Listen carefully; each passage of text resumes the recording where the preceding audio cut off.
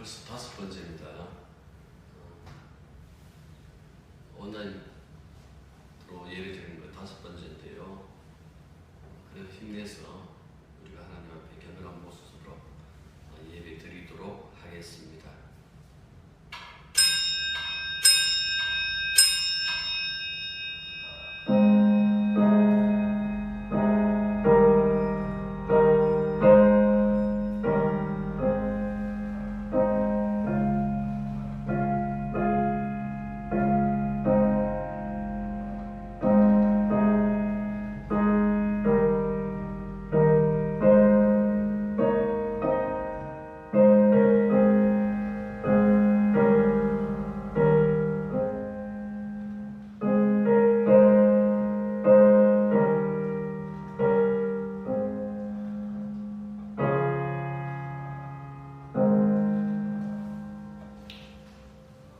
원근 각지에 펴있는 당신의 백성들이 이 시간 모처럼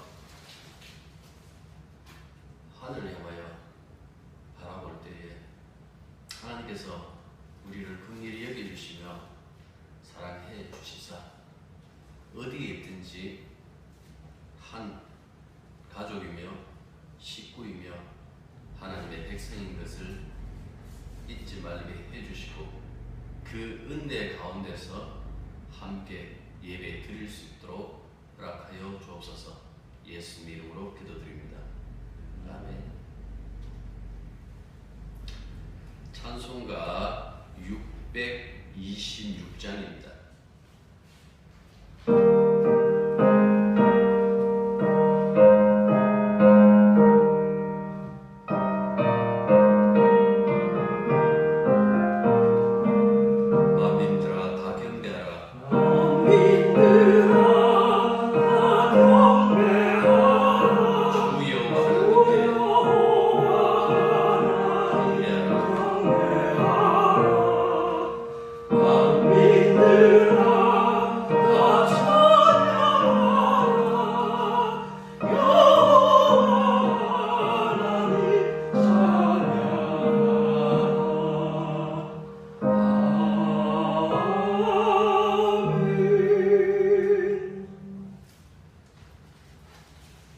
교동문은 시편 28편입니다. 찬송가 뒤편에 있는 교동문 시편 28편을 찾으시기 바랍니다.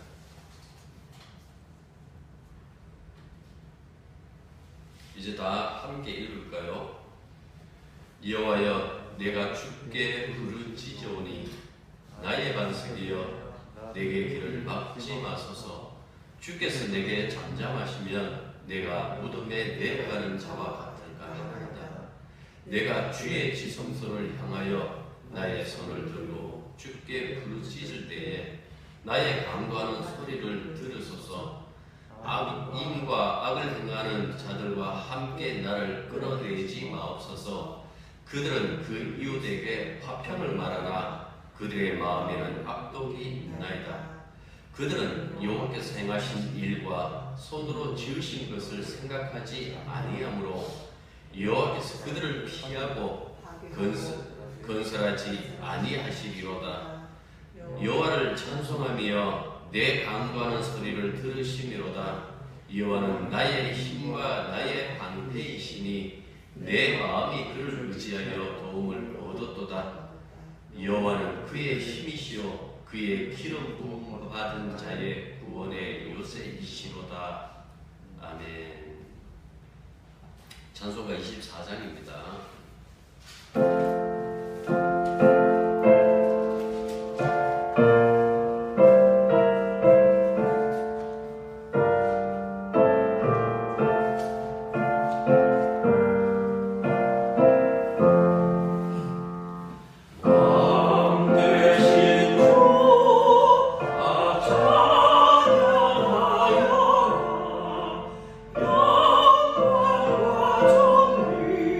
주께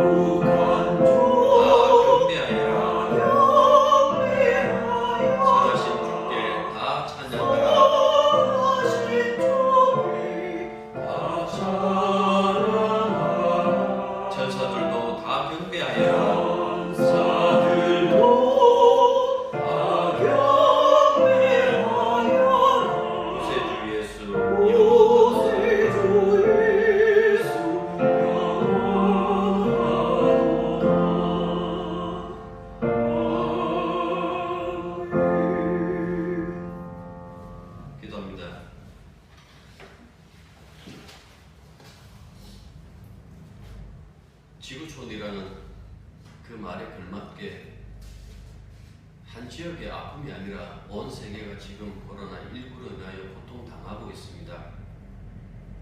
사람들은 지금까지 언제나 별개의 삶을 산다고 생각했지만은 이런 영향력으로 말미암아 결국 타인의 삶이 나의 삶과 연결되어져 있다는 그 사실을 깨닫게 하셨습니다.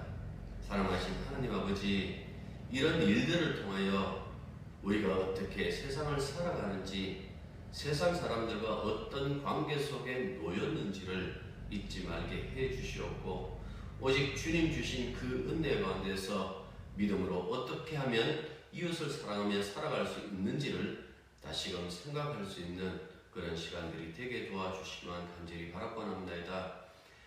여전히 예수 믿는 사람들도 그리고 믿지 않는 자들도 함께 고통 속에 있지만은 이 고통을 대처하는 믿는 자들의 그 태도만은 믿지 않는 자들과 달리 나타날 수 있도록 허락하여 주시기만 간절히 바라고 합니다. 바이러스가 믿는 자든 믿지 않는 자든 누구에게나 역사하고 누구에게나 감염하지만은 하나님 그 가운데서도 믿는 자들이 언제나 주님 그것을 통하여 나는 병을 이길 수 있다라는 것이 아니라 그 병에 걸린다고 할지라도 언제나 주님 앞에서 여전히 주님의 사랑은 변함없다라는 그 사실을 발견할 수 있도록 도와주시면 간절히 바라고 합니다. 어려운 형편 속에서 이웃들에게 손을 내밀 수 있는 자들이 되게 해주시고, 먼저 내가 챙기는 사람이기보다는 이웃에 대한 그 사랑을 베풀 수 있는 그 자리에 나갈 수 있도록 도와주시기만 간절히 바라고 합니다. 사랑의 하나님 아버지, 여전히 하나님께서는 하나님의 자리에서 역사하고 계시다라는 그 사실을 우리가 알게 해 주십시오. 코로나19로 죽는 자들 외에 수많은 사건으로 말미암아 죽는 자들이 있음에도 불구하고 그 자들이 왜 죽는지에 대한 그 생각을 하지 않고 있다가 이런 일이 벌어지면 비로소 죽음에 대해서 더욱더 깊은 관심을 가지는 그런 인류들입니다. 사랑하신 아버지 하나님, 인간이 죄 때문에 죽는다라는 그 불변의 그 진리를 잊지 말게 해 주시사 언제나 하나님 앞에 우리가 어떻게 살아야 되는지, 왜 믿어야 되는지 그 부분을 잊지 않고 또한 그 내용을 상실하지 않는 그런 저희들이 되게 도와주시면 간절히 바라고 합니다. 흩어져 있는 교우들의 그 삶을 일일이 간섭해 주십시오. 불안하기도 하고 때로는 그 아픔이 다가오기도 하지만은 주여 그 모든 것들을 극복하게 하시며 이럴 때일수록 더욱더 왜소되고 좁혀져 있는 어떤 그 마음이 아니라 하늘을 향해서 정말 활짝 열어놓고 주님을 먼저 생각할 수 있는 그런 사람들이 되게 역사하여 주시기만 간절히 바라고 합니다. 예배 처음과 그 마지막 그 순간까지 함께 해주시며 주의 은총만이 가득한 시간이 될 수 있도록 허락하여 주옵소서. 예수님 이름으로 기도드립니다. 아멘.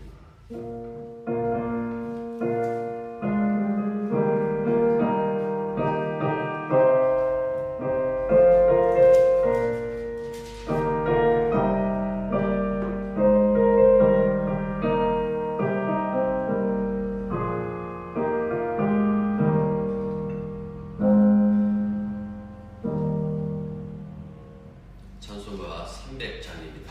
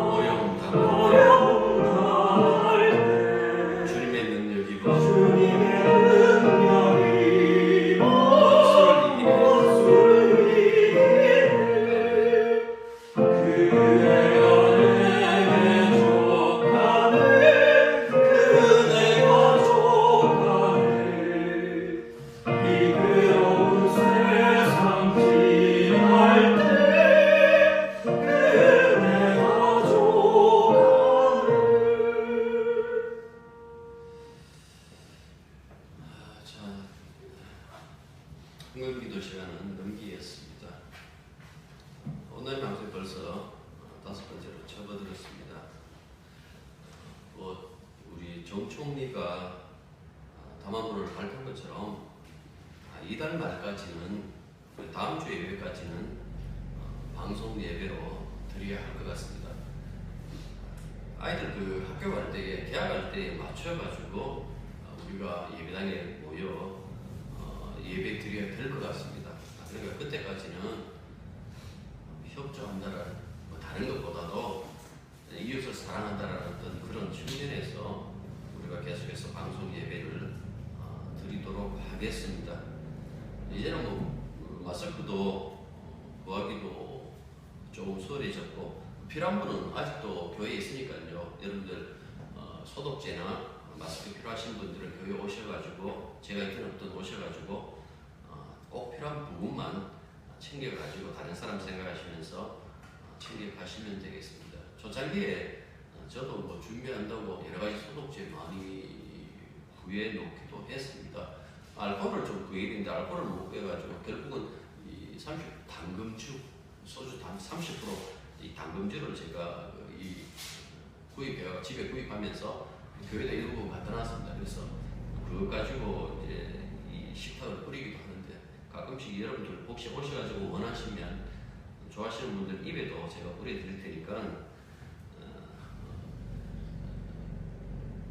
이런저런 우리가 우스갯소리 하면서 넘기면서 그렇게 이번 이 사태를 잘 넘겼으면 좋겠습니다. 오늘 오셨으면 여러분들 슬기 여자친구도 보실 수 있었을 건데 비밀로 붙이겠습니다. 다음까지 비밀로 붙일 테니까 좀 궁금한 것이 좀 있어야 되지 않겠습니까? 아무튼 그렇습니다. 지금 우리 가족들만 모여가지고 예배 드리고 있습니다. 여자친구 빼고. 자, 이제 말씀을 보실까요? 아마 제가 말하면 한 3초나 5초 후에 비로소 여러분들이 들으실 겁니다. 좀 화면하고 소리하고 약간의 간격이 있을 것 같은데 그것은 어쩔 수 없다는 것을 기억해 주시길 바랍니다. 자, 고린도후서 11장 30절부터 33절입니다.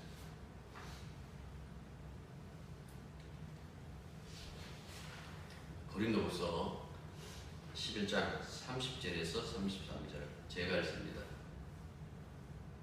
내가 부득불 자랑할진대 내가 약한 것을 자랑하리라. 주 예수의 아버지 영원히 찬송할 하나님이 내가 거짓말을 아니하는 것을 아시느니라.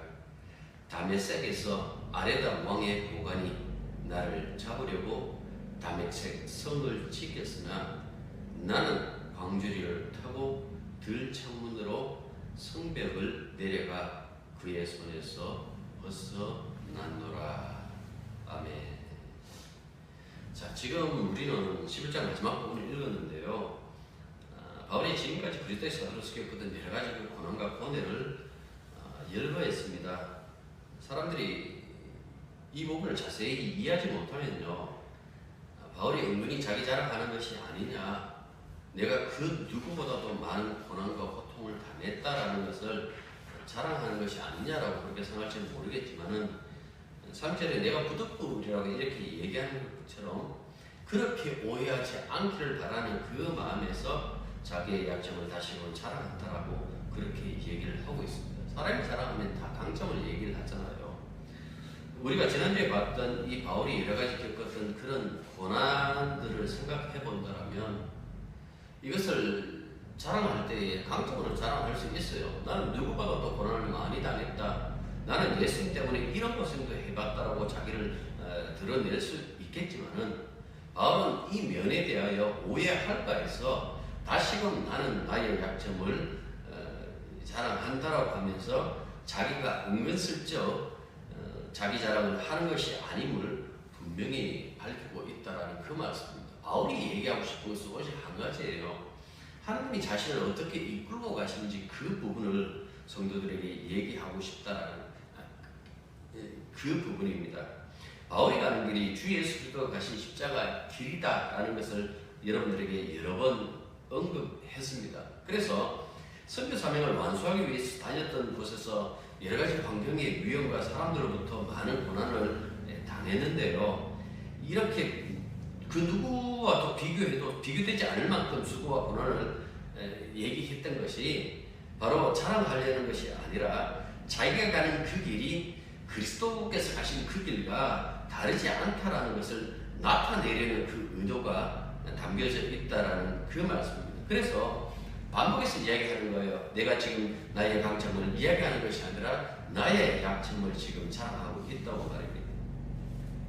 여러분들 생각해 보십시오.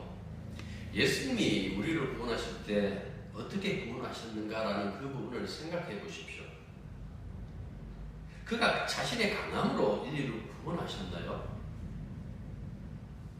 그가 숱한 그 능력으로 세상을 창조하셨다라고 요한복음 그렇게 말씀하시니까 여러분들 그 능력을 그냥 사람들 앞에 눈에 보이게 하시면서 그렇게 인류를 구원하셨는가라는 그 말씀입니다.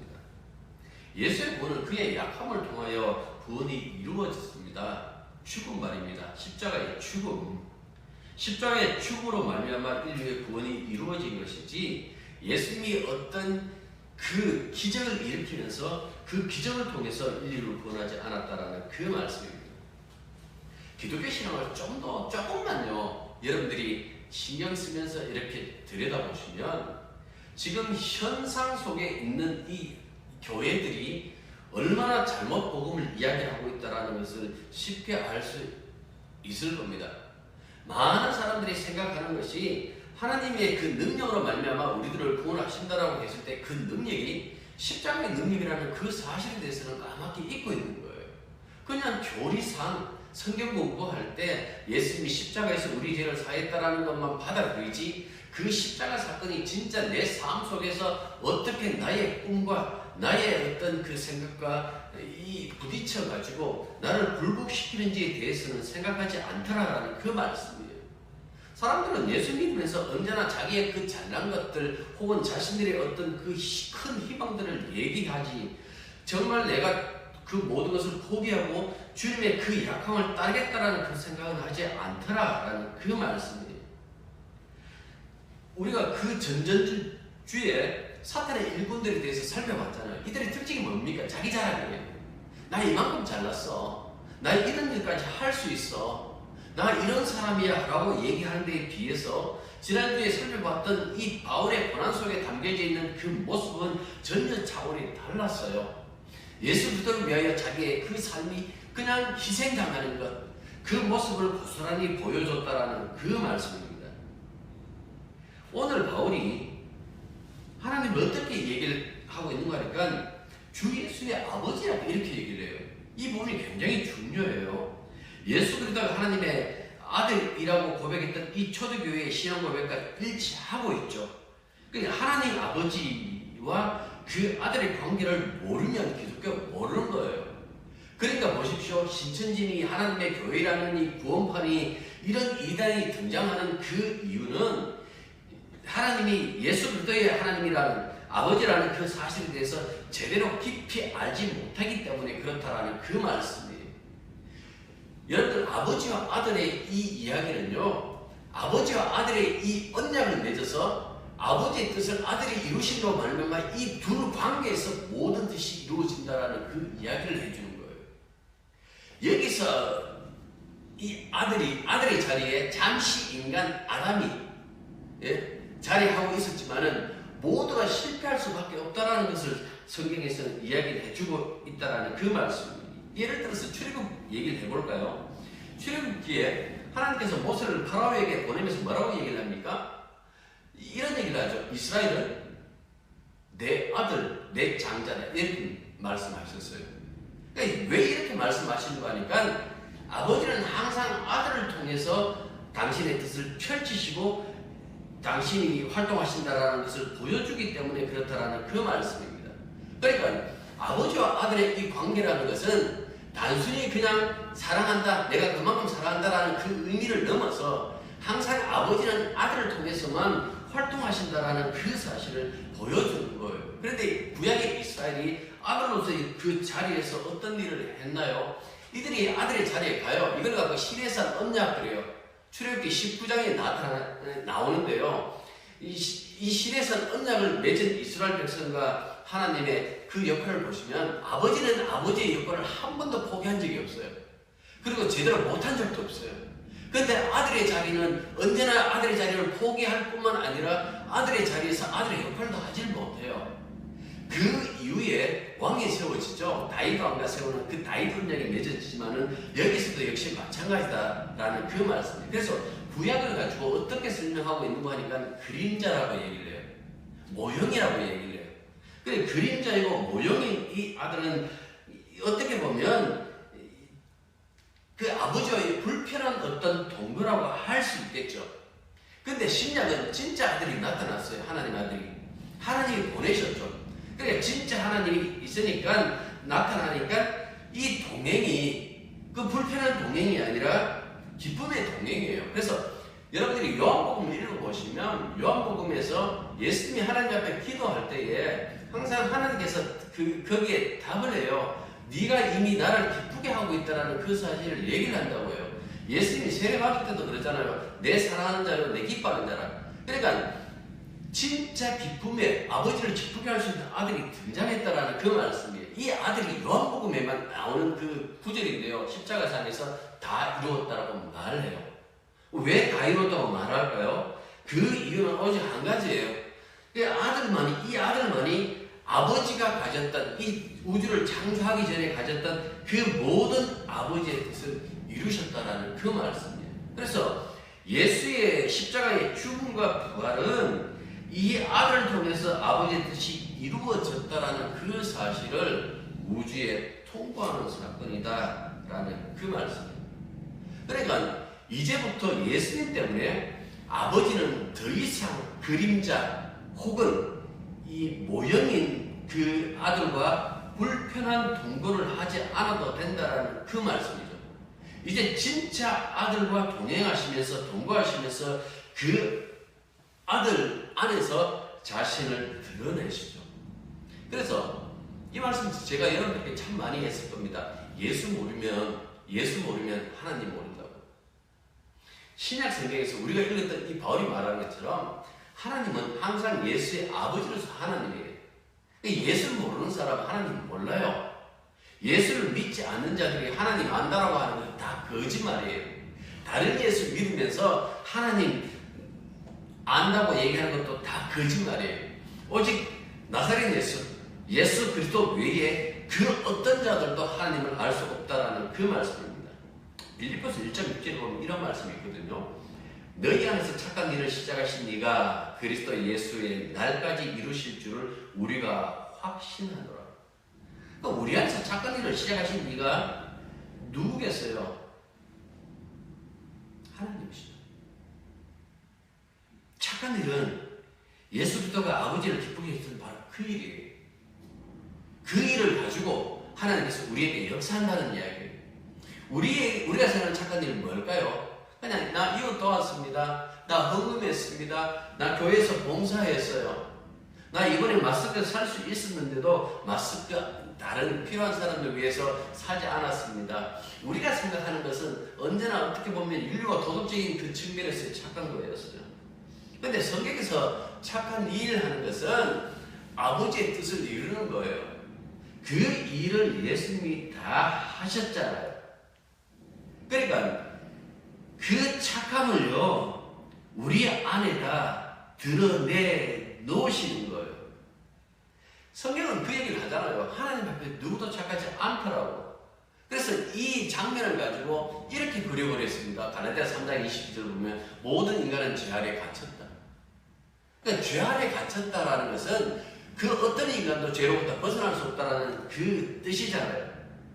그래서 죄 아래 갇힌 우리들 속에 하나님이 오셔가지고 직접 우리 안에서 바로 그 착한 일을 하신다고 지금 빌립보에서 이야기를 하고 있는 거예요. 한 문제 더 보실까요? 갈라디아서 4장 4절부터 6절까지 말씀이에요. 손이 빠르신 분으로 한번 찾아보시기 바랍니다.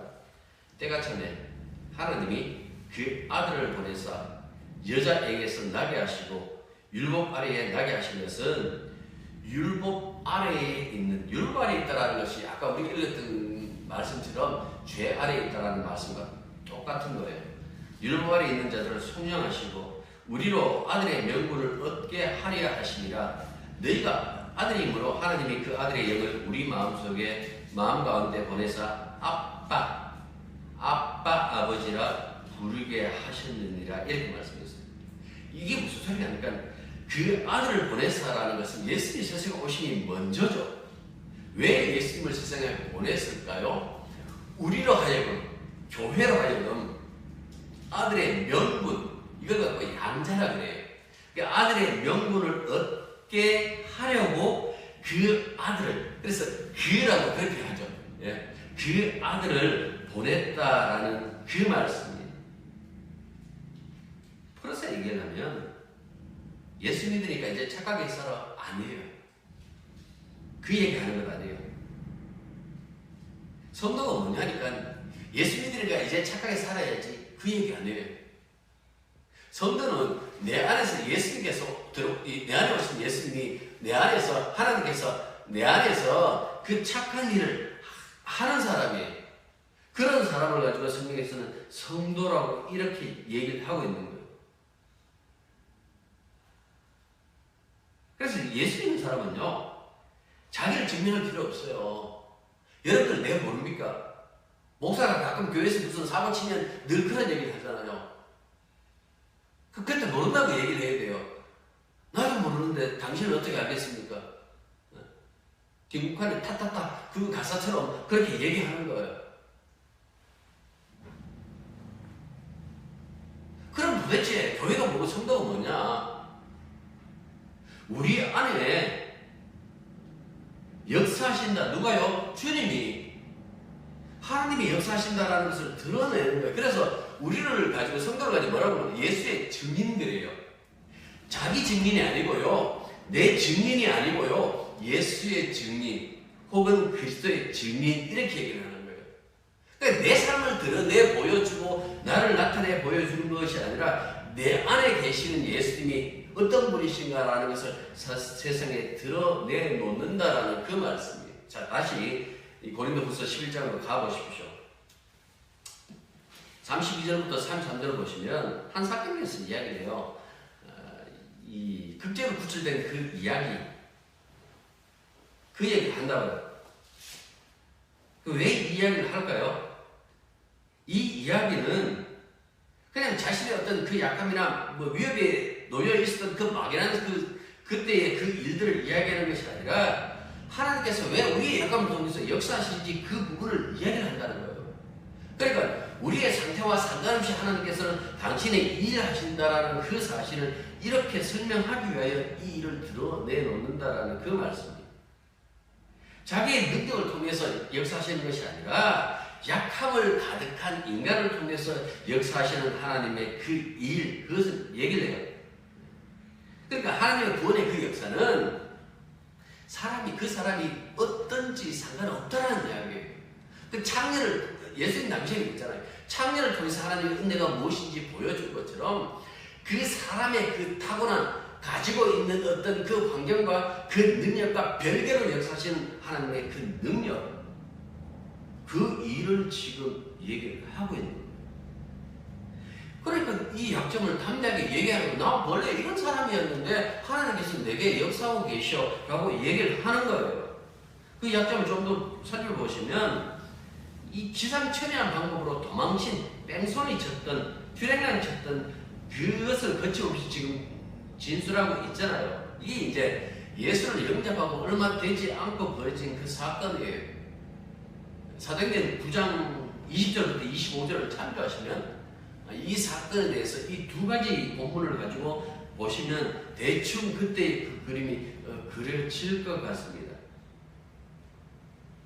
갈라디아 편지에 따르면요, 이 다메섹이라는 것이 지금의 다마스쿠스예요. 그 다마스쿠스로 가는 그 노상에서 예수의 부름을 받잖아요. 그런데 그냥 부른 것이 아니라 자기를 이방인의 사도로 불렀다는 그 사실을 알아요. 그 사실을 알고 난 다음에 바울이 그런 얘기를 합니다. 내가 혈육과 의논하지도 않았다 그랬어요. 내가 이렇게 은혜 받았다는 얘기도 자기 식구들과 얘기하지 않고 또 예루살렘에 가고 먼저 예루살렘에 가고 사도들에게 예수님이 부활하신 예수님이 나타났는데 당신들 내게 전해줄 거 뭐 없나? 그것도 묻지 않았다고 얘기를 해요. 당시에서 예수님을 영접하고 난 다음에 바울이 어떤 일을 행동하니까 바로 아라비아로 갔다라고 했는데 그 아라비아가 지금의 사우디아라비아를 이야기하는 것이 아니라 고대의 그 국가 중에 하나인데요. 나바테아 왕국이라고 지금의 요르단 사해 바로 그 동편에 있는 그 요르단을 이야기를 해요. 이 아라비아 유목민들이 정착하여 세운 그 작은 왕국 이걸 갖고 그 당시에 아라비아라고 그렇게 얘기를 했어요. 그 왕국의 수도가 바로 나바투 지금의 이 페트라인데요. 이 아랍어로 보물창고 이 페트라 이 바이라는 그 뜻이잖아요. 그 보면요, 그 알카지네라는 그 이 신전이 있는데 그것이 보물창고라는 아랍어로 보물창고라는 그 뜻이에요. 기원전 1세기경에 지어진 것으로 추정되는데 여러분들 영화 그 인디아나 존스 그 3편이죠. 최후의 성전편에 보면 이 알카지네가 나와요. 아무튼 바울 당시에 이 나바테아 왕국의 왕이 아레다 4세인데요. 이 사람이 헤롯 안디바의 장인입니다. 그래서 이 바울이 다마스쿠스에서 부름을 받고 곧장 이 인근에 있는 아라비아에 이제 복음을 전파로 갔잖아요. 거기서 늘 그랬던 것처럼 유대인들을 만나가지고 그들에게 복음을 증거하는데 그 유대인들에게 엄청난 반대와 반발을 사게 되죠. 왠가 한때 그리스도 교회의 개방자와 핍박자였던 유대인 이 바울, 이 바울과 사울이라는 이 이름 뜻은 이 두 가지 이름을 가지고 있는 하나는 사울은 유대식 이름이고 바울은 로마식 이름이에요. 이 집안이 잘 살았거든요. 집안이 잘 살아가지고 로마 시민권을 가지고 있었기 때문에 로마식 이름을 가지고 있는데 이 바울이 성경에서 뭐 바울하고 사울하고 이게 뭐 이 사람이 회심해갖고 사울에서 바울 됐다는 그 얘기가 아니고 원래부터 두 가지 이름을 가지고 있는데 이 로마 제국 안에서 선교를 하다 보니까 바울이라는 그 이름을 즐겨 쓰고 있다는 그 말씀이에요. 그래서 그 유대교의 어떤 그 소자였던 이 바울이 갑자기 예수를 전파하니까요 굉장히 당황하기 시작합니다. 그래서 이 유대인들이 때로 몰려갖고 나바테아 왕인 그 아레다 4세에게 그렇게 얘기를 하는 거예요. 엉터리 진리를 베풀리는 사람을 체포해달라고 그렇게 부치게 해요. 그러니까 유대인과 친밀했던 왕은 자신의 군대를 풀고 또 자기 신하를 시켜가지고 이 바울을 잡아들이게 했는데요. 그 관계를 미리 파악한 그리스도교의 형제들이 이 바울을 이제 탈출시키는 그 장면이 바로 사도행전 9장에 나옵니다. 강길에 담아서 생벽에 있는 창문을 통해서 이제 내려놓으면요. 바울이 그때 이제 도망쳐요. 예루살렘으로. 그 이야기를 하고 있다라는 그 말씀. 그러니까 이 사건을 왜 얘기를 할까요? 나는 도망친 사람입니다. 뒤에 가면 또 그런 얘기도 해요. 나는 죄인 중에 괴수다. 예수 믿는 사람들 많이 핍박했잖아요. 스테반 죽일 때 그 증인 노릇 했잖아요. 그러니까 어떻게 보면 약점이 많은 사람, 상처가 많은 사람이었어요. 그런데 이 사람이 복음을 전가하니까 유대인들이 미워하기 시작했습니다. 왜 미워했을까? 그건 십자가 복음 때문에 그런 거예요. 십자가의 복음이 뭡니까? 예수 그리스도가 우리 죄인들을 위해서 십자가에 죽으셨다는 것과 하나님이 사흘 만에 그를 다시 살리시어 제자들에게 나타나게 하셨다는 것 아닙니까? 그런데 예수의 죽음이 그냥 죽음이 아니라 우리의 죄로 인한 죽음이고 그가 다시 살아나신 그 일도 우리의 의를 위하여 다시 살아나셨다고 성경은 이야기를 하고 있어요. 바울이 그렇게 얘기를 하죠. 로마서 4장 25절 예수는 우리가 범죄한 것 때문에 내줌이 되고 또한 우리를 의롭다 하기 위하여 살아나셨느니라. 그러니까 율법을 지켜서 착하게 그리고 의롭게 된다고 생각했던 이 사람들에게 전달된 바울의 복음은 경악스러운 것이죠. 예수를 믿어서 의롭게 된다고? 내가 한 일과 상관없이 그냥 예수님이 하나님의 의라고? 그래서 죽이기로 했다라는 그 말씀입니다. 여러분들 이렇게 십자가의 능력이 우리들에게 찾아오면 어떻게 될까요? 그걸 가만히 생각해 보십시오. 그냥 단순히 나 예수 믿어요 라고 하는 것보다도 그 예수님이 우리를 찾아온다면, 그 예수님이 우리를 찾아오시잖아요. 십자가의 능력이 찾아오셨다면 그러면 어떻게 될까요? 그러면 항상 여러분들 먼저 생각해야 될 것이 무엇인가 하니까 아담에 속한 이 육신이 죄가 되기 때문에 죽는다라는 그 사실이에요. 죄에 따라서 죽을 수밖에 없다라는 그 이야기죠. 그러니까 왜 예수 믿는 사람이 죽습니까? 왜 교회들 여전히 사람들이 죽습니까? 라고 했을 때 이 아담의 몸은 소멸되어야 마땅하다라는 그 말씀이에요.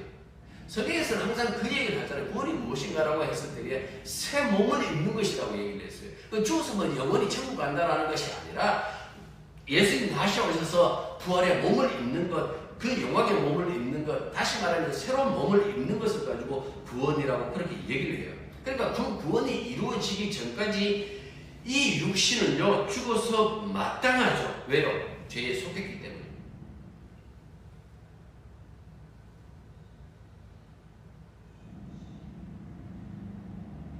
그리고 새로운 몸을 창조하시는데 이 창조하는 능력이 어디서 나온가 하니까 육신, 아담에 속한 이 몸을 죽이는 그 능력에서 나와요. 쉽게 말하면 죄 때문에 사람을 죽이는 그 능력과 그 사람을 의롭다 하여 새 사람으로 새 몸을 입히는 그 능력이 같은 능력이다라는 그 말씀이에요. 그러니까 십자가의 능력이라는 것은 심판도 하시고 새롭게 또한 의롭게 새롭게 창조하신다는 것이 동일하게 나타난다는 그 말씀입니다. 믿는 모든 사람들에게 성령이 있어요.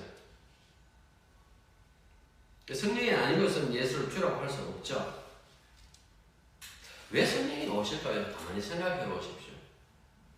성령이 오셨다는 것은 예수로 옷 입히기 위해서 오시는 거예요. 그냥 방언이라 하고 이 신유의 은사를 하고 그렇게 능력 있는 자로 살아가라는 것이 아니라 예수님의 그 의를 우리들에게 옷 입힌다라고 그렇게 얘기를 해요. 그래서 갈라디아서는 예수로 옷 입었다라고 얘기를 하고 요한계시록에서는 성도가 보면 하늘나라에서 흰 세마포 입잖아요. 이게 상징적이에요. 이 흰 세마포가 뭔가 하니까 예수로 옷 입었다라는 그 말씀이에요. 그러니까 우리가 착해지는 것이 아니라 흠도 티도 없는 예수님의 그 몸, 새 몸, 그 의로움으로 사는 것을 성도다 하고 그렇게 얘기를 했어요. 앞에서 제가 그 얘기를 했잖아요. 예수의 증인들하고. 그걸 이렇게 생각하면 되겠죠. 내가 예수 믿고 착한 사람이 되어서요가 아니라 하나님이 내 안에서 착한 일을 시작하셨어요. 그 얘기하는 사람이 바로 성도라고요. 우리 이야기 해볼까요? 코로나19로 지금은 특히 서구 사회가 굉장히 큰 피해를 보고 있어요. 오늘도 여러분들 뉴스를 들으셨겠지만은 이탈리아, 스페인에 하루에 많은 감염자와 사망자가 나왔어요. 근데 생각해 보십시오. 바이러스, 세균, 그런 것에 의한 그 죽음 외에 다른 방식의 죽음도 굉장히 많다는 것. 미국에서 총기를 죽는 사람들이 병에 걸려서 죽는 사람과 가만히 비교 한번 해보십시오. 지금 우리나라의 코로나19로 이 감염으로 인하여 죽는 사람과 그렇지 않고 늙어서 죽든지 아무튼 무슨 어떤 사건으로 말미암아 죽는 사람과 한번 비교해 보십시오. 왜 코로나19로 죽는 사람에 대해서는 그렇게 신경을 쓸까요? 그것도 이 죽는 사람이 정말 이 세상에 넘치고 넘치는데도 불구하고 별로 그렇게 생각 안 하죠. 성경은 그 얘기를 해요. 인간은 태어나면 다 죽는다라고. 왜? 죄 때문에 죽는다라는 그 이 원인에 대해서 분명히 이야기를 해주고 있어요. 바이러스 때문에 죽는다고요? 아니에요. 죄 때문에 죽어요. 사고로 죽었다고요? 아니에요. 죄 때문에 죽어요. 병 들어서 죽었다고요? 아니에요. 죄 때문에 죽어요. 인간이 죽는다라는 것은 최종적으로 죄 때문에 죽는다라는 그 사실을 얘기를 해요. 그러니까 아담이 저주를 받잖아요. 범죄함으로 말미암아 땅 없는 날에는 정령 죽는다라고 얘기를 했는데 그것이 지금도 유효하다는 그 사실을 보여줘요. 이탈리아의 수도원의 이 수도성들 가운데서 일부가 코로나19에 감염됐다는 게 사람들이 신이 없는 것 아니냐? 신이 죽은 것이 아니냐라고 이렇게 생각해요. 사람들은 언제나 그것과 연관시켜서 그 신이 있다, 신이 없다라고 생각하죠. 지가 살면 신이 있다고 생각하고 지가 죽으면 신이 없다고 생각하는 것이 인간이에요. 그런데 보십시오. 하나님은 여전히 하나님 일을 하고 있어요. 우리가 코로나19에 안 걸려야만 하나님이 하나님 일을 하시는 것이 아니라 사람이 죽고 있다는 것은 여전히 하나님은 하나님 일을 하고 있다는 이야기예요. 사람들이 받는 그 복, 내가 이 감염병에 걸리지 않게 해 주십시오. 보호해 주십시오. 여러분들 그렇게 생각하잖아요. 그런데 성경 보시면요. 말씀으로 이 우주를 창조하시고 말씀으로 통치하고 계세요. 십자가는 그 일을 주님 홀로 지금 주관하고 계시다는 그 뜻 아닌가요? 우리가 지금 예수 그리스도를 주님으로 믿는다는 것은 그분만이 이 일을 지금도 하고 계시다는 거예요. 지금 이 사태가 몹시 당황스럽겠지만은 주께서 제대로 지금 당신의 일을 하고 계시는 거예요. 말씀으로. 저주받을 인생은 그 어떤 코로나면 어떻습니까? 병 걸리면 어떻습니까? 뭐 촉걸리면 어떻습니까? 사고면 어떻습니까? 사람들은 뭐 한 가지에 민감한데요. 그렇지 않고 인간이 죽는다는 것은 하나님 일을 하고 계시다는 뜻이에요. 그런데 왜 그렇게 생각하지 못할까요? 항상 인간은 자기 중심적이라고 그랬잖아요. 내가 사는 것이 중요하죠. 그래서 성경이 이렇게 얘기해요. 내가 사는 것이 중요하지 않고 내가 죽는 것도 중요하지 않다라고 얘기해요. 로마서 14장에 그 말씀 나오는데요. 내가 누구로 말미암아 사는가가 누구로 말미암아 죽는가가 중요하다 이렇게 얘기를 해요. 제가 읽어볼게요. 우리가 살아도 주를 위하여 살고 죽어도 주를 위하여 죽느니 그러므로 사나 죽으나 우리가 주의 것이로다. 이를 위하여 그리스도께서 죽었다가 다시 살아나셨으니 곧 죽은 자와 산 자의 주가 되려 하십니다.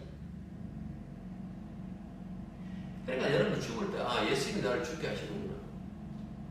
다시 부활할 때도 믿고 있고 또한 이 부활할 때도 역시 마찬가지로 예수님이 나를 살리시는구나.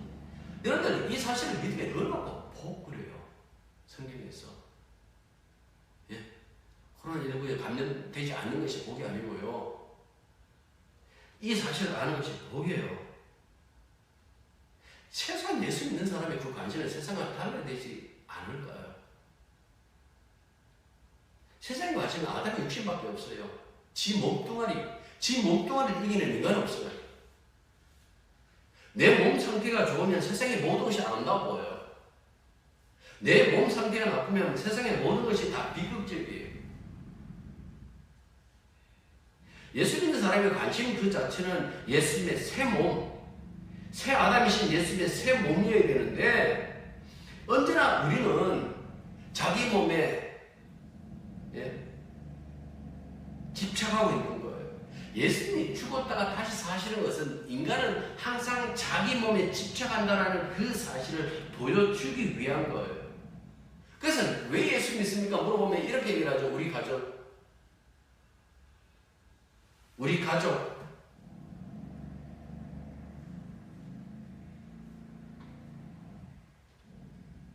내가 가는 천국, 내가 받는 구원. 그러니까 생각해 보십시오. 언제나 자기 중심적이에요. 모든 것들이 다 자기 그 중심. 그 예수님이 죽으셨다 부활했다는 것도 자기 믿음을 위해서 그냥 이용하는 거예요. 진짜 은혜 주신 것이 아니라 그 이용하는 거예요. 나 예수님 십자가에 죽었다는 것과 부활하셨다는 걸 믿어요. 그러니까 나 구원해 주세요. 이거 아닐까요? 믿음이라는 것이 제가 그랬잖아요. 인간 속에서 만들어지는 것이 아니라고. 믿음은 선물이라고. 바울이 그 에베소서에서 그 얘기를 해요. 왜 믿음이 선물이 되어야 되는지 그 부분을 이야기를 해줘요. 믿음이 선물이 될 때 비로소 그 어떤 인간도 차별함이 없어요. 그만큼 하나님께서 철저하게 인간을 아시고 인간의 그 죄됨을 아시기 때문에 이렇게 활동하고 계신다는 그 말씀입니다. 예수님이 십자가에 죽으셨다 부활하셨잖아요. 이거는 하나님께서 예수님 외에 그 어떤 자도 상대 안 하겠다는 뜻이에요. 왜? 부활하시는 예수님밖에 없으니까. 이 아들밖에 없으니까. 그런데 우리는 언제나 내 몸에 매달려서 살죠. 내가 예수님의 새 몸 아니라 자기 몸에 매여 사는 것은 그것은 성경에서 말하는 우상숭배예요. 죄의 본질이에요. 이 세상은 언제나 자기에게 매달려 사는 것을 가지고 당연하게 여겨요. 인간은 모두가 자기 행복을 위해서 살아가고 있는 것 아닙니까? 그런데 생각해 보십시오. 예수님 있잖아요. 우리는 신앙인이잖아요. 그런데 태도가 수상한 거예요. 제가 이런저런 전화를 하든지 통화를 하든지 얘기를 해보면 자기 믿음 없지 않은 사람 제가 못 봤어요. 다 이 나라 경제가 어떻고 이 나라 정치가 어떻고. 왜 예수님의 새 몸에 대해서는 관심을 가지지 않나요? 신앙이라는 것은 자기를 부정하고 오직 예수 믿는 거기에만 관심을 둬야 되는 것 아닐까요?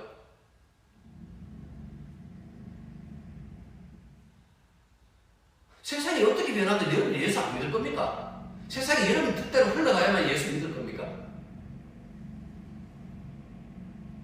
그 신앙에 대해서 전혀 잘못 알고 있는 거예요. 우리가 그리스도의 몸에 속해 있지 않는다면요, 다른 몸에 속해져 있다는 거예요. 그럼 다른 몸은 뭘까요? 그거는 예수의 몸이 아니니까 심판받을 몸이겠죠. 그 아담의 몸이기도 하고 그거는 악마의 몸이기도 하겠죠. 우리가 예수의 몸에 속해 있다는 것을 어떻게 아는가 하니까 믿음 안에서 아는 거예요. 도대체 믿음이 뭐예요? 세상에 관심을 두지 않는 거예요. 예수의 새 몸에 관심을 가지고 그분이 하신 일에 관심을 둬야 되는데 여전히 세상 사람들과 똑같아요. 그러고 나 믿음 있다고 얘기를 하는 거예요. 경제가 어떻냐, 정치가 어떻냐, 그것 때문에 목사한테 전화하지 마십시오. 한 가지 때문에 전화하십시오. 그게 뭐고 하니까 바로 믿음이에요. 도대체 믿음은 뭡니까? 도대체 믿는다는 것이 뭡니까? 왜 바울이 자기 약점을 자랑할까요? 그 자기 약점 안에서 활동하시는 하나님의 그 역사를 봤기 때문이에요. 그런데 여러분들은 자기 약점이 아니라 그 강점을 자꾸 찾으려고 그러는 거예요. 강점 안에서 하나님 역사 안 하십니다.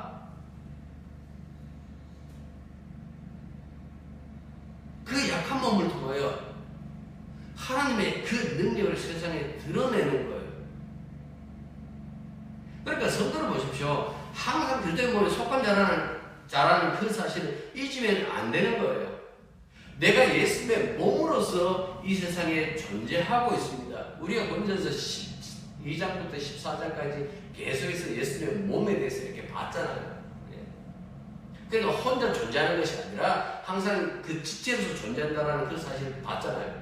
그 공동체로 존재한다는 그 사실, 우리가 예수의 몸의 한 기능으로서 세상에 드러나야 되는데 자꾸 나의 어떤 그 몸으로 내가 존재한다는 그 자체가, 근데 그거는 믿음과 상관없다는 그 말씀입니다. 다시 얘기합니다. 신앙은 자기를 부정하는 거예요. 부터 출발해요. 자기를 부정하고 자기 십자가를 지는 거예요. 그리고 예수 안에서 예수 함께 죽고 예수 함께 사는데요. 그때 살아있을 때에 내게 나타나는 것은 내 생명이 아니잖아요. 예수님이 나타난다. 갈라디아서 2장 20절에서 그 얘기를 하잖아요. 그 예수 믿는 사람들의 그 삶의 모습들은 항상 그렇게 나타나죠. 예수 믿는 그 모습이 그렇게 나타나요. 또 바울이 그 왜 자꾸 약함을 얘기를 할까요? 그걸 말하는 거예요. 내가 예수님과 함께 죽었고 예수님의 그 일에 동원되었습니다. 함께 사는 그 길에 동원되었습니다. 그래서 주님이 겪으셨던 것과 같은 그 고난과 핍박을 받고 있다라고 지금 바울이 얘기하고 있는 거예요. 이건 모르면요, 이렇게 자랑해요. 내 옛날 예수 믿으면서 굉장히 고생 많이 했더니 아는. 이거는 장점이에요. 바울이 말하는 약점이 아니에요. 바울은 자기를 부정해버려요. 나 죄인이 예수다. 나는 예수님께 전도한다고 하다가 내가 이 바구니에 담겨가지고 출행나 쳤던 나 그런 사람입니다. 그런데 하나님께서 나를 통해서 당신의 그 구속 사역을 역사하시더라고요. 근데 나는 아무것도 아니다. 내가 복음 전하는데 복음이 일하지 내가 일을 하는 것 아니다. 내가 그들을 구원하는 것이 아니라 내가 전하는 그 복음이 그 사람들을 구원하더라. 그래서 내가 지금 내가 이런 약점을 가지고 있지만 이거 담대하게 얘기하는 것이다. 그런데 이 이야기가 바로 오늘 우리가 읽은 이 본문에 담겨져 있는 겁니다. 기도하겠습니다. 저희들이 예수를 믿는다면서 관심 가졌던 것이 과연 신앙적인가라는 것을 생각해 보게 하옵소서. 우리의 관심이 어디에 있어야 되는지 알게 하옵소서. 믿음으로 세상을 살아간다고 했을 때 그 믿음이 어떻게 이 세상에 자리 잡고 있는지, 세상이 왜 믿음을 미워하는지 이 부분도 잊지 않게 해주십시오. 예수와 동행하는 삶을 살겠다 하면서도 세상의 편한 길 가려고 하는 것이 얼마나 어리석은지, 그것이 얼마나 비신앙적인지 그 부분을 알게 해주십시오. 세상과 상관없이 언제나 역사하시는 하나님의 그 은총을 따라 살아가는 그 하나님의 아들들로 우리가 나타날 수 있도록 역사하여 주시고 붙잡아 주옵소서. 예수님의 이름으로 기도드립니다. 아멘. 자, 635장입니다.